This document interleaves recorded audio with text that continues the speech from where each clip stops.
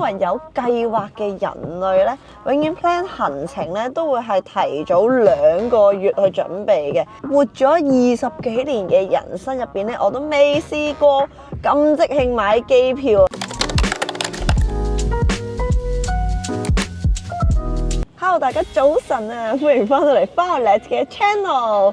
今日係台灣嘅第2日啦，機票就係我前2日嘅時候咧，無聊一個晏晝喺度篤電話嘅時候咧，屎忽痕就買咗啦，造就咗呢一個2024年最後一趟嘅旅程，亦都係我人生中第一次唔喺香港倒數啊！哇估一估，我前2日飛嘅時候咧，已經發現超多 friends 咧都係嚟咗台灣嘅。十兵而家都喺台灣，咁晏少少咧，等佢落地之後，我哋就 FaceTime 一下十兵。不過十兵今次咧就喺台中定台南嗰邊，咁我哋就喺台北，所以其實我哋係這麼近那麼遠㗎。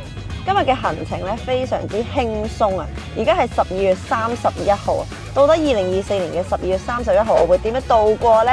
第一站咧就係去食一間胡同燒肉啦。聽聞係一間好出名嘅燒肉店嚟嘅喎。買完機票嗰一晚咧，我就一次過 book 咗呢幾日要食嘅嘢。琴日食咗阿成鵝肉，都非常之好食。至於點解我會咁即興去買張機票過嚟台灣呢？因為咧有好多時候都預測唔到你將來嘅人生會係點樣，咁不如即興啲啦，然後對自己好啲。當你有時間嘅時候，咁你梗係要出去見識同埋去玩下，去 enjoy 你嘅 life 啦，係咪？咁所以呢，我就由呢個非常之有策劃嘅人生呢，逐漸變成一個好隨性嘅人啦。咁啱呢，我呢幾日又真係得閒喎，又可以喺百忙嘅工作日子入邊呢，抽到4日嘅時間嚟快閃台灣，所以就造就咗呢一個台灣之旅啦。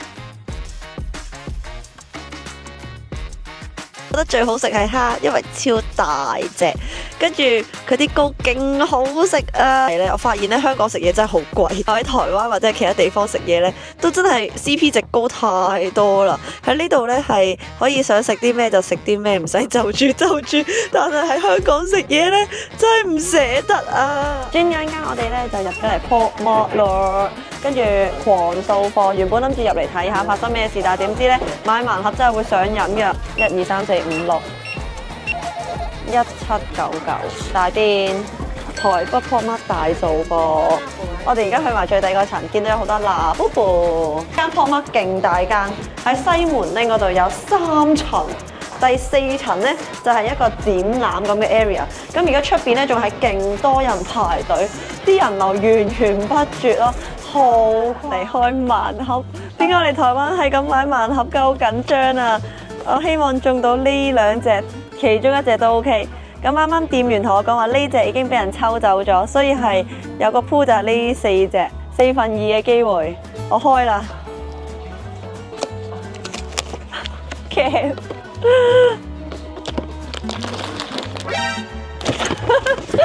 就係呢隻啦。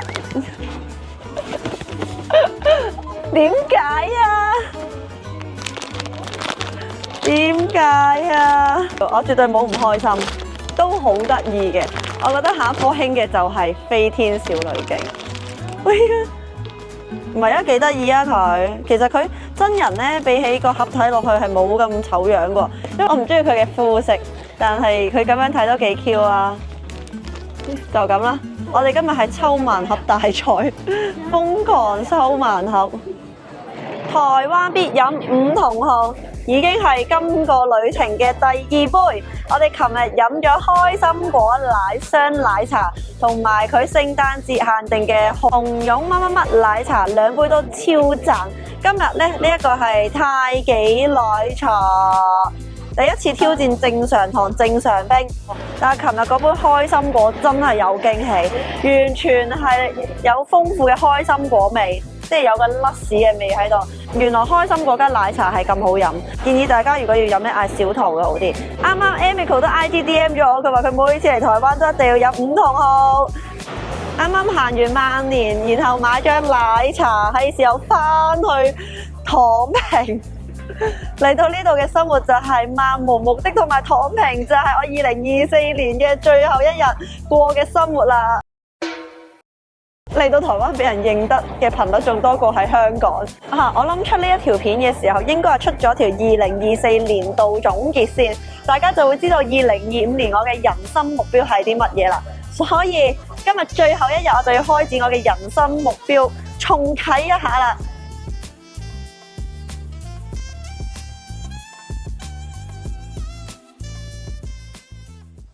刷盲盒大挑戰，而家爭呢隻庫洛米係未刷嘅，我要中庫洛米就得噶啦。我拒絕 Melody， 係好緊張啊！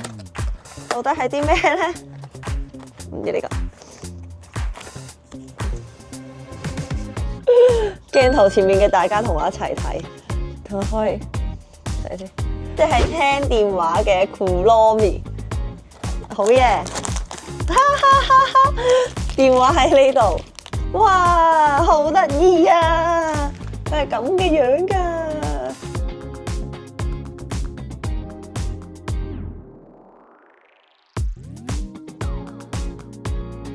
影咧就中咗，咔咔西聲聲。呢個好靚喎，呢一個叫咩？Demo啊！咁呢一隻咧就中咗呢個。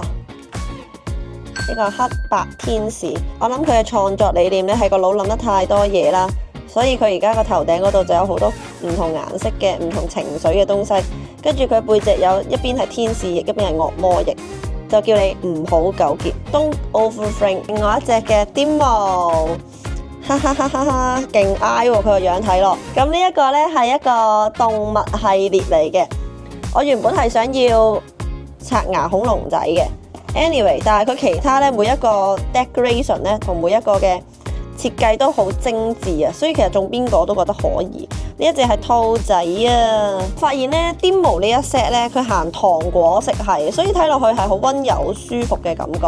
係啦，呢度就 Day 3嘅台灣之旅，去咗之前去過嘅路易奇電力有限公司。如果大家有睇我嘅reels 嘅話，就會知道我強推台灣必食嘅就係呢間路易奇電力有限公司。今次嚟到台灣咧，唔使用腦嘅，我梗係要食翻呢一間啦。咁不過有啲可惜嘅係，原來我 book 咗7點鐘嘅時候咧，未必係有呢一個和牛衝擊套餐。咁上次咧，我哋 IG View 就係分享和牛衝擊套餐，4200幾台幣2個人挑戰價。咁今日咧就賣晒，所以唯有散叫啦。但係其實佢散叫都唔係有好多嘢可以揀嘅啫喎。咁我就左拼拼右拼拼，大概就嗌翻上次和牛衝擊套餐有嘅嘢。不過我覺得嗰種感覺已經唔同咗啊！和牛衝擊套餐真係抵食勁多咯。而家嗌咗3000幾台幣，都只不過係上次和牛衝擊套餐嘅1/2。不過真係要好多謝我嘅女伴，佢令我見識到呢一個世界嘅另外一面，唔單止係好勤力地去工作，同時間亦都要學識享受，同埋唔會降低自己嘅 quality。